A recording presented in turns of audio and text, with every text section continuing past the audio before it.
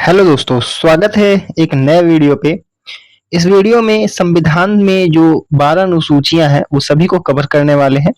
तो बने रहें इस वीडियो के साथ अंत तक। समझते हैं। देखिए, पहले चलते हैं कि जो 12 अनुसूचियां हैं उनको याद करने के लिए ट्रिक समझते हैं। वो ट्रिक रहने वाली है कि tears of old PM. Tears of old PM, T से क्या हो जाएगा तो टेरिटरी हो जाएगा। टेरिटरी कहने का मतलब ये है कि राज्य और संघ राज्य क्षेत्र। समझ में आ गया। ई से हो जाएगा इमोल्यूमेंट्स यानी कि वेतन और भत्ते। ए से हो जाएगा अफर्मेशन यानी कि शपथ। और आर से हो जाएगा राज्यसभा यानी कि इसमें राज्यसभा का सीट वर्णन है। पांचवा अनुसूची में एस है यानी कि शेड्यूल्ड एरियाज। यहाँ पे अनुसूचित क्षेत्र के बारे में बताया गया है। और छठा अनुसूची जो रहेगा उस लिखा हुआ है ओ यानी कि अदर ट्राइबल एरियाज, यानी छठी अनुसूची के राज्य नॉर्थ ईस्ट है ना। और अब आता है एफ यानी कि फेडरल स्ट्रक्चर। सातवीं अनुसूची की 3 सूचियां जो है वो यहाँ देख सकते हैं। सातवीं अनुसूची में कौन कौन सी आती है, जैसे कि संघ सूची, राज्य सूची और समवर्ती सूची ना। संघ सूची में क्या होता है कि वैसे विषय जिसपे सिर्फ संघ यानी कि केंद्र कानून बना सकती है। राज्य सूची में कौन सा विषय शामिल होता है, वैसे जो सिर्फ जिसपे सिर्फ राज्य सरकार कानून बना सकती है। ठीक है। और समवर्ती सूची एक ऐसा विषय है इसमें जो केंद्र और राज्य दोनों मिल के कानून बनाते हैं। ठीक है। चलिए देखिए, आठवां अनुसूची में क्या वर्णित है, तो इसमें ऑफिशियल लैंग्वेज दिया गया है। जो हमारा देश में 22 आधिकारिक भाषाएं चलती है वो दिया गया है। नौवां अनुसूची लैंड रिफॉर्म से संबंधित है, भूमि सुधार से। और 10वां अनुसूची यानी कि डी डिफेक्शन यानी दल बदल कानून को उससे रोकती है। और पी यानी पंचायत, इसमें पंचायती राज दिया गया है। और लास्ट में बचता है एम जो म्युनिसिपैलिटीज यानी कि नगर पालिकाओं से संबंधित है। तो ये तो था ट्रिक। अब हम सभी को एक एक वीडियो में समझते हैं, एक एक टॉपिक को समझते हैं। जैसे पहली अनुसूची पे सबसे पहले चलते हैं। इसमें क्या है समझते हैं। देखिए, भारत का जब संविधान बना था ना तो उस समय मूल संविधान में 8 अनुसूचियां थी, लेकिन बाद में बहुत सारे संशोधन हुए। इसके बाद अनुसूचियों का संख्या बढ़ के 12 हो गया। तब पहला अनुसूची में क्या मिलता है, तो पहले हम बताए थे, याद करिए, टीयर्स ऑफ ओल्ड पीएम। तो पहला आता है टी। तो टी से हो जाएगा भारत के 28 राज्य और 8 केंद्र शासित प्रदेश के नाम और उनके क्षेत्रीय अधिकार क्षेत्र का विवरण यहाँ पे दिया गया है। कौन सी अनुसूची में, तो पहली अनुसूची में, फर्स्ट शेड्यूल में। ठीक है।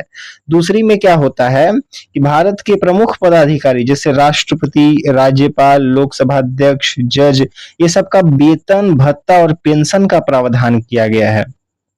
ठीक है, देख सकते हैं। अब आता है तीसरा। तो तीसरा अनुसूची आता है, इसमें मंत्री, सांसद और विधायक और जजों द्वारा ली जाने वाली शपथ यानी कि ओथ, प्रतिज्ञा के प्रारूप निर्धारित किया गया है। शपथ किसकी लेती है, तो देखिए, संविधान के प्रति निष्ठा, कर्तव्य का पालन, भारत की एकता और अखंडता की रक्षा, इसका शपथ लिया जाता है। और तो चौथी अनुसूची में क्या वर्णित है, तो राज्य और केंद्र शासित प्रदेशों के लिए राज्यसभा में सीटों का आवंटन कितना किया गया है वो दिया गया है। ठीक है, राज्यसभा में कितनी सीट आवंटित की गई है उसके बारे में प्रावधान है चौथी अनुसूची में। पांचवी अनुसूची जो है, फिफ्थ शेड्यूल, वो आता है अनुसूचित क्षेत्र और अनुसूचित जनजातियों के प्रशासन नियंत्रण के बारे में। इसमें विशेष प्रावधान किया गया है। इसके माध्यम से क्या होता है, इसका उद्देश्य क्या है, तो जनजातियों का संरक्षण करना, उनकी संस्कृति और परंपराओं की रक्षा करना। प्रशासन में विशेष प्रावधान किया गया है। राज्यपाल को इन क्षेत्रों के प्रशासन के लिए विशेष शक्तियां प्राप्त होती है। समझेंगे। चलिए आगे बढ़ते हैं और समझते हैं छठी अनुसूची में किससे संबंधित है। तो छठी अनुसूची जो है वो पूर्वोत्तर के राज्य, 4 राज्य जैसे कि असम, मेघालय, त्रिपुरा और मिजोरम, इसको याद रख सकते हैं एम टी एम। ठीक है, जैसे एम पी एम होता है ना, दिन और रात, तो यहाँ पे पीएम ना करके एएम टीएम ये रख लेंगे। ठीक है, छठी अनुसूची में यहाँ शामिल है। जनजातीय क्षेत्रों के प्रशासन का प्रावधान किया गया है छठी अनुसूची में। उसमें कौन कौन से राज्य शामिल है, तो असम, मेघालय, त्रिपुरा और मिजोरम। समझ में आ गया। अब आता है 7वीं अनुसूची में। तो 7वीं अनुसूची में 3 सूचियां दी गई है। कौन कौन से? तो इसमें क्या है कि केंद्र केंद्र यानी सेंट्रल और स्टेट के बीच में शक्तियों का बंटवारा किया गया है। इसमें टोटल 3 सूचियां दी गई है, संघ सूची, राज्य सूची और समवर्ती सूची। ठीक है। संघ सूची में क्या होता है कि ये ऐसे कानून होते हैं जिसपे सिर्फ केंद्र कानून बनाता है, जैसे कि रक्षा हो गया, विदेश मामला हो गया, रेलवे, परमाणु ऊर्जा, ये सब पे सिर्फ जो संघ है यानी कि केंद्र है वही कानून बना सकता है। राज्य सूची में वैसे विषय आते हैं जिसपे सिर्फ राज्य सरकार कानून बना सकती है। कौन कौन से विषय हो जाएंगे? जैसे कि पुलिस, कृषि, स्थानीय सरकार, सार्वजनिक स्वास्थ्य, भूमि, बाजार, ये सब पे जो संबंधित कानून है वो राज्य सरकार बनाती है। अब एक आता है कि समवर्ती सूची। तो समवर्ती सूची में केंद्र और राज्य दोनों कानून बना सकते हैं, जैसे कि शिक्षा हो गया, वन हो गया, विवाह हो गया, तलाक, श्रम कानून, बिजली, ये सब से संबंधित समवर्ती सूची है। इस पे केंद्र और राज्य दोनों कानून बना सकते हैं। अब बात आता है कि यदि समवर्ती सूची के किसी विषय पे केंद्र भी कानून बना दिया और स्टेट भी कानून बना दिया, तो याद रखेंगे कि जब ऐसा मुद्दा आता है कि एक ही विषय पे दोनों कानून बना देते हैं, तो सेंट्रल वाला ज्यादा प्रभावी माना जाता है। ठीक है, और इसी को फॉलो किया जाएगा। अब ये बात है, आगे बढ़ते हैं। अब आते हैं 8वीं अनुसूची में क्या वर्णित है। इस वीडियो के माध्यम से आपको पूरा 12 अनुसूचियों के बारे में बताया जा रहा है। तो इस वीडियो को लाइक करें, शेयर करें ताकि ज्यादा से ज्यादा लोगों को पता चले। 8वीं अनुसूची में क्या लिखा गया है? तो इसमें 22 आधिकारिक भाषाएं शामिल है ना, जो कि संविधान द्वारा मान्यता प्राप्त है। मूल संविधान में 14 भाषाएं थी, लेकिन बाद में संशोधन के बाद 22 भाषाएं हो गई।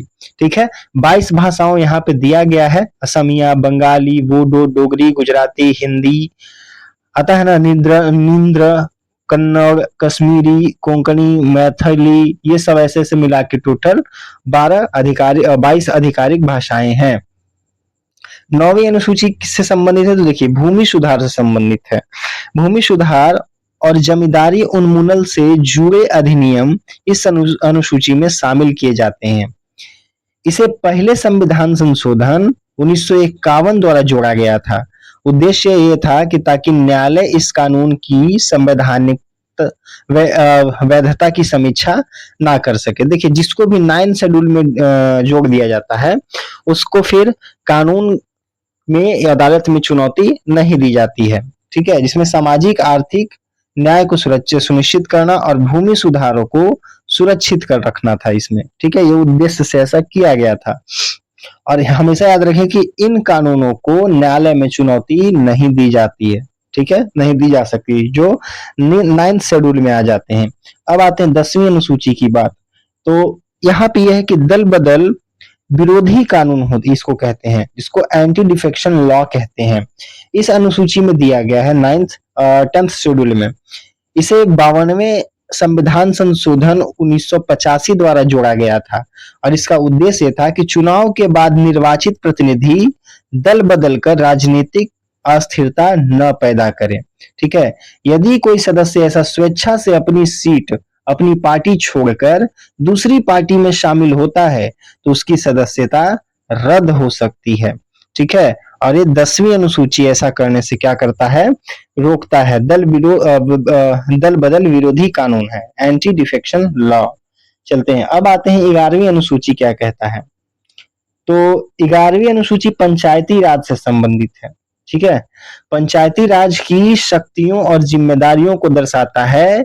इसे 73वें संविधान संशोधन 1992 के द्वारा जोड़ा गया था।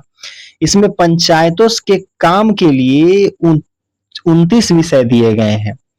कौन कौन से विषय हैं? तो देख सकते हैं, आप यहाँ पे देख सकते हो। ठीक है, स्क्रीनशॉट भी कर सकते हो। 29 विषय कौन कौन? जैसे कृषि, कृषि विस्तार, भूमि सुधार, भूमि संरक्षण, लघु सिंचाई, जल प्रबंधन, पशुपालन, डेयरी, पोल्ट्री, मत्स्य पालन, ये सब ऐसे ऐसे करके टोटल 29 विषय दिए गए हैं 11वीं अनुसूची में पंचायती राज से संबंधित। अब आता है 12वीं अनुसूची में क्या दिया गया है?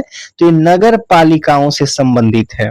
ठीक है, और इसे 74वें संविधान संशोधन 1993 द्वारा जोड़ा गया है और इसमें शहरी निकायों के लिए टोटल 18 विषय शामिल है। जैसे कि यहाँ पे दिया गया 18 विषय, जैसे कि शहरी योजना, भूमि उपयोग का विनियमन, आर्थिक और सामाजिक विकास, सड़कें, पुल, जलापूर्ति, सार्वजनिक स्वास्थ्य, स्वच्छता, ठोस अपशिष्ट प्रबंधन, अग्निशमन सेवाएं, है ना, ये सब आपको दिया गया है 12वीं अनुसूची में। तो आज का वीडियो यहीं तक रहने वाला है। आशा करते हैं कि आपको ये वीडियो समझ में आई होगी, ये टॉपिक समझ में आई होगी। अगर वीडियो पसंद आए तो जरूर लाइक करें,